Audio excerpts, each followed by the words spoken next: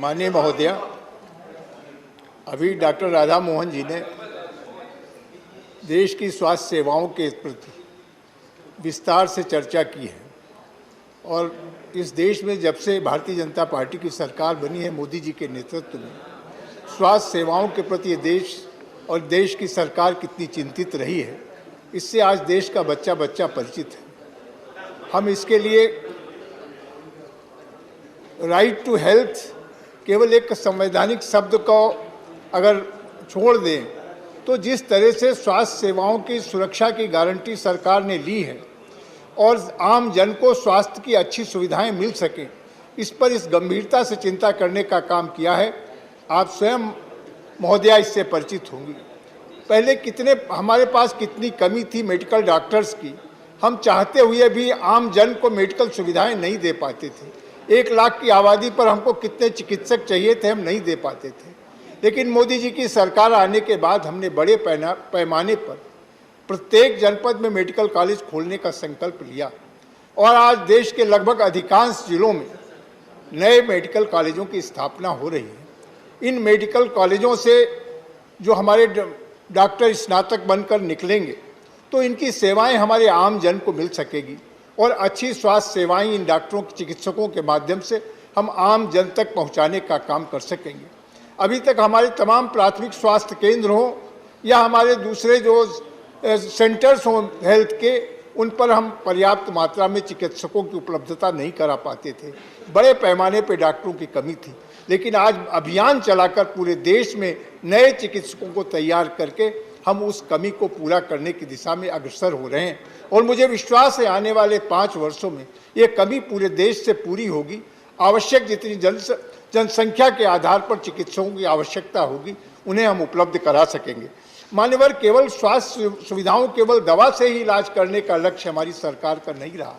हम ऐसा वातावरण सृजित करें जिससे कि देश का स्वास्थ्य अच्छा रहे। सबसे पहले हमने स्वच्छता मिशन को हमारी सरकार ने चलाने का काम किया। हमने सैनिटेशन पे जोर दिया। जब समाज स्वस्थ होगा तो बीमारियां अपने आप दूर हो जाएंगी और इसके लिए स्वच्छता का एक अभियान चलाने का काम किया। आप जानती हैं मैडम कि इस देश में 10 करोड़ से ज़्यादा स्वच्छ शौचालय नए निर्मित कराकर लोगों को एक स्वास्थ्य सुविधाओं की दिशा से कितनी बड़े कार्य करने का काम किया गया और जहाँ जहाँ स्वच्छ शौचालय बने वहाँ स्वास्थ्य में एक गुणात्मक सुधार आया है। इससे सभी लोग अवगत हैं। तो हमने कहा ना कि हमने चाहे स्वच्छता अभियान चला करके भी स्वास्थ्य सेवाओं को बढ़ाने का काम किया। आज खेलो इंडिया के माध्यम से हम नई पीढ़ी को स्वस्थ बनाना चाहते हैं कि खेलों में जहां प्रतिस्पर्धा में हिस्सा लेकर मेडल लेकर के आएंगे, लेकिन उसके साथ ही हमारे नौजवानों की खेलों में अभिरुचि बढ़ेगी और स्वस्थ बच्चा निश्चित रूप से हमारे देश के विकास में अग्रणी होगा। स्वास्थ्य के लिए हमें उतनी चिंता उसकी नहीं करनी पड़ेगी। इसी तरह से फिट इंडिया का कार्यक्रम चला करके हमारी नई पीढ़ी फिट रहे, स्वस्थ रहे, इस दिशा में भी सामाजिक वातावरण सृजित करने का काम किया गया और आज बड़े पैमाने पर इन योजनाओं का लाभ जन जन तक पहुंचाने का काम किया जा रहा है। मान्यवर, इसके साथ ही आप देखें जिस तरीके से हमने जगह जगह पर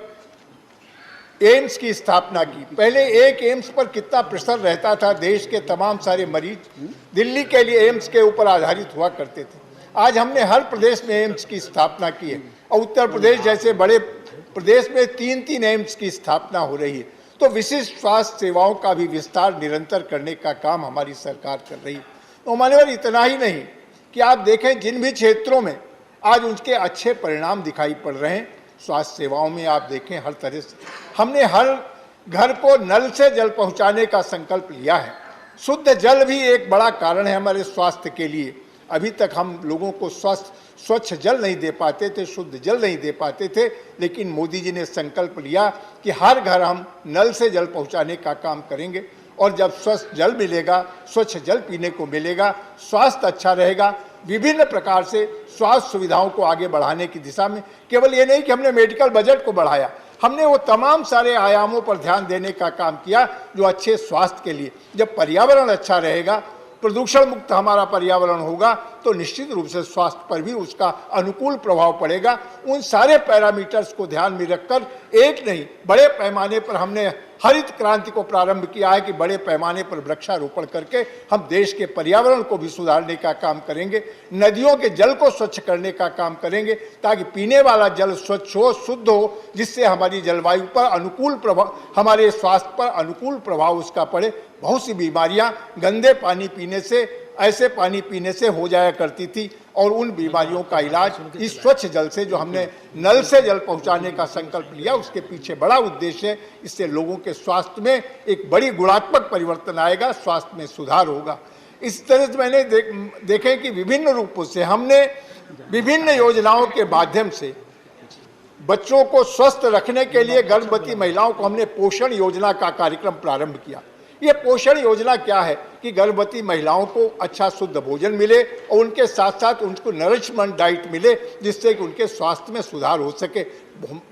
उत्पन्न होने वाले बच्चे का भी स्वास्थ्य अच्छा रहे। इस पोषण योजना के माध्यम से उन तमाम सारी सुविधाओं को उपलब्ध कराने का काम, हमारी गर्भवती महिलाओं को मेडिकल डॉक्टर की जांच समय समय पर हो और उसको उनके लगातार 3 महीना पहले से ही हॉस्पिटल से उनको लिंक करके ताकि समय समय पर उनका चेकअप हो और डिलीवरी के बाद भी उनको आने वाले 1-2 महीने तक उनकी देखरेख करने का काम, जिससे कि हमारा मॉर्टिलिटी रेट भी बढ़ा है और हमारे बच्चों की स्वास्थ्य भी अच्छा हुआ है, हमारी गर्भवती महिलाएं भी ज़्यादा बहनें स्वस्थ रही हैं। तो इस तरह से अगर आप देखें कि विभिन्न क्षेत्रों में अगर हमने केवल स्वास्थ्य विभाग का ही बजट नहीं बढ़ाया, हमने इसके साथ साथ जो हमारे पैरामीटर जिससे कि स्वास्थ्य सुविधाएं अच्छी हो सकती थी, उन सब पर ध्यान देने का काम किया। हमारी जेनेरिक मेडिसिन है, अभी तक महंगी दवाएं आम आदमी नहीं खरीद पाता था। जेनेरिक मेडिसिन के माध्यम से हमने जगह जगह जेनेरिक मेडिसिन स्टोर खोले हैं, जिनसे सस्ती दवाओं में, बहुत सी दवाएं ऐसी जिनकी कीमत 50% से भी कम है, गरीब आदमी के लिए अफोर्डेबल दवाएं हैं, उन दवाओं को एक बड़ी संख्या में, सैकड़ों की संख्या में दवाएं चिन्हित करके हमने जेनेरिक मेडिसिन स्टोर्स में उन्हें उपलब्ध कराने का काम किया है ताकि लोगों को सस्ता इलाज हो सके। अभी जिसका जिक्र हो रहा था आयुष्मान योजना का, आयुष्मान योजना के अंतर्गत लगभग 18 करोड़ कार्ड लोगों के बन चुके हैं और एक परिवार में अगर 5 लोगों का भी औसत रखें तो 80-90 करोड़ लोग आयुष्मान योजना से जुड़ चुके हैं। मैडम, ये योजना ऐसी है जिससे हर गरीब को अपने गंभीर मर्ज के इलाज के लिए अब किसी का मोहताज नहीं होना पड़ेगा, किसी गरीब को अपना खेत गिरवी रखना नहीं पड़ेगा, किसी साहूकार से उसे कर्जा नहीं लेना पड़ेगा। ये एक ऐसा आयुष्मान, प्रधानमंत्री आयुष्मान योजना का कार्ड है कि 5 लाख तक का इलाज उस परिवार के प्रत्येक सदस्य को, जब कभी कोई ऐसी गंभीर बीमारी होगी, उसका इलाज हो सकेगा। कल्पना करिए, इसके पहले माननीय प्रधानमंत्री मोदी जी के आने के पहले अगर किसी गरीब को गंभीर इलाज मर्ज हो जाता था, चाहे हृदय का रोग हो,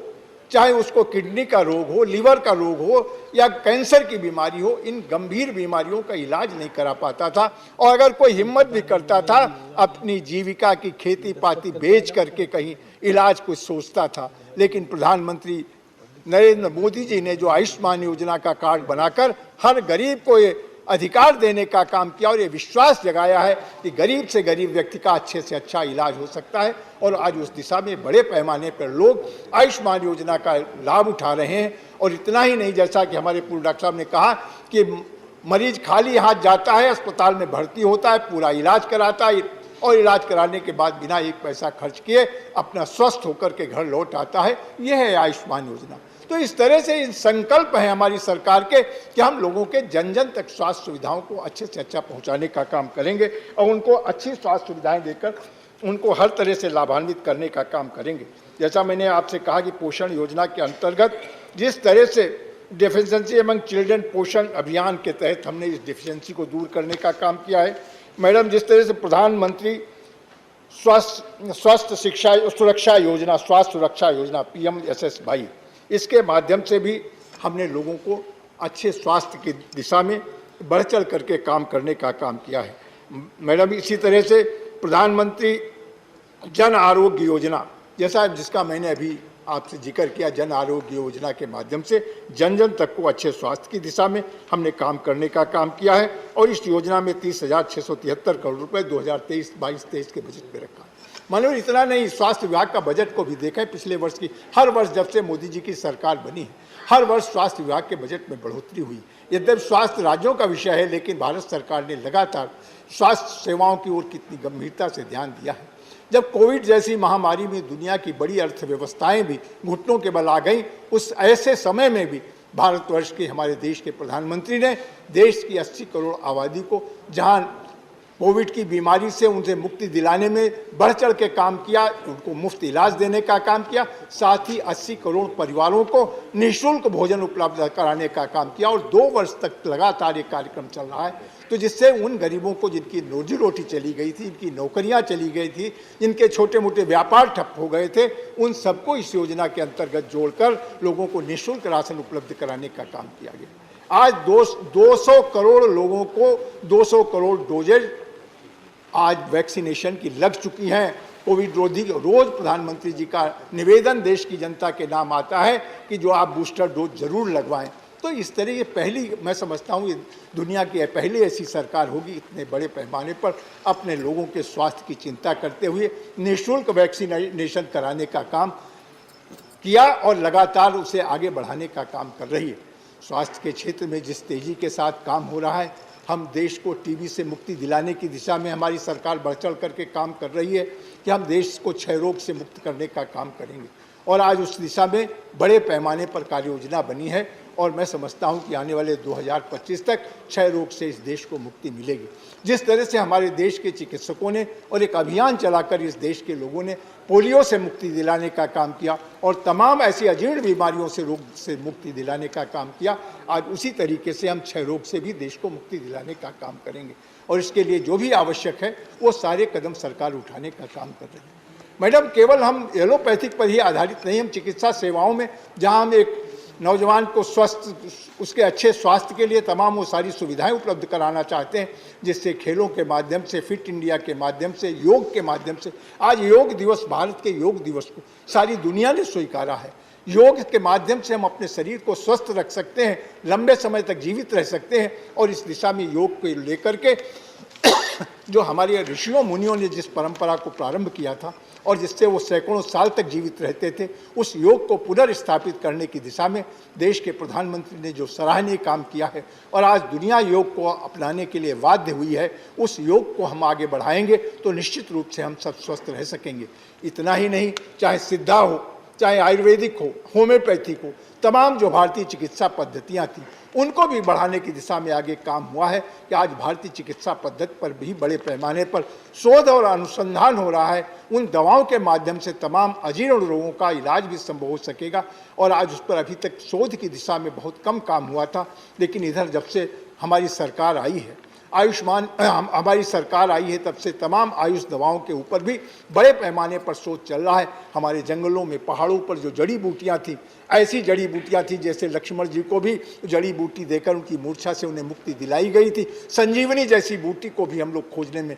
हमारी सरकार है कि ऐसी ऐसी बूटियां जो गंभीर रोगों के लिए उपचार का काम करेंगी, उन बूटियों को भी खोजने में, उन पर शोध और अनुसंधान करने की दिशा में बड़ी तेजी के साथ काम हो रहा है। और आज हमने 3 ऐसे विश्वविद्यालयों की स्थापना की है, शोध केंद्रों की, जहाँ पर बड़े पैमाने पर हमारी आयुष दवाओं के ऊपर शोध और अध्ययन हो सकेगा। इस तरह से अगर आप देखें चिकित्सा के क्षेत्र में जिस तेजी के साथ काम हो रहा है और जिस चिंता के साथ काम हो रहा है सरकार के सरोकारों से, आप देखेंगे कि आज हम देश की सुरक्षा के प्रति हमारी सरकार कितनी चिंतित है। और वो चिंता केवल हमारे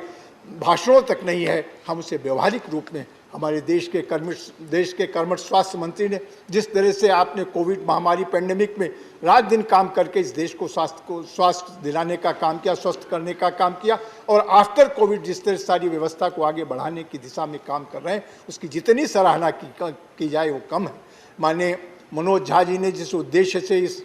विधेयक को लाने का काम किया है, मैं मनोज जी से आग्रह करूँगा और निवेदन करूँगा, विद्वान व्यक्ति हैं, कि हमारी सरकार के इन कामों पर अगर एक बार उन्होंने गंभीरता से झलक डाली होती तो शायद उनको ये विधेयक लाने की आवश्यकता नहीं होती। हमारी प्रतिबद्धता है कि हमारे देश का जन जन स्वस्थ रहे, हम अच्छी स्वास्थ्य सेवाएं लोगों को दे सकें। स्वास्थ्य हमारी जनता के लिए, हमारे देश के 140 करोड़ लोगों के स्वास्थ्य की चिंता जिस सरकार ने हर रूप में की है, उसको हम निश्चित रूप से आगे विस्तार कर देने का काम कर रहे हैं। और हम विश्वास दिलाना चाहेंगे सदन को भी कि माननीय मोदी जी के नेतृत्व वाली सरकार इस देश के 140 करोड़ लोगों की स्वास्थ्य की चिंता भी करती है और उनको अच्छा स्वस्थ रखने के लिए, क्यों जब अच्छा स्वस्थ देश होगा तभी हम विकास की दृष्टि से आगे जा सकेंगे। जो हमारा संकल्पना है कि भारत फिर विश्व गुरु बने, वो तभी बनेगा जब हमारा स्वस्थ मन होगा, स्वस्थ शरीर होगा, हम पूरे ऊर्जा के साथ काम करेंगे, तभी हम देश को आगे ले जाने का काम करेंगे। मैं इन्हीं शब्दों के साथ मैं चाहूँगा कि मनोज जी से कि ये विधेयक की बहुत आवश्यकता नहीं है, वो सारी अपेक्षाएं जो आपकी हैं वो हमारी सरकार पूरी कर रही है, उन सारे पैरामीटर्स पे हमारी सरकार खरी उतरी है, इसलिए विधेयक को लाने का कोई बड़ा औचित्य नहीं है। और आग्रह करूंगा, इस विधेयक के ऊपर मैंने विस्तार से सारी बातें सामने आई और आप स्वयं प्रबुद्ध व्यक्ति हैं, आप जानते हैं कि हमारी सरकार ने कोई कसर अच्छे स्वास्थ्य के लिए नहीं छोड़ी है, इसलिए इसको आगे दबाव देने की आवश्यकता नहीं।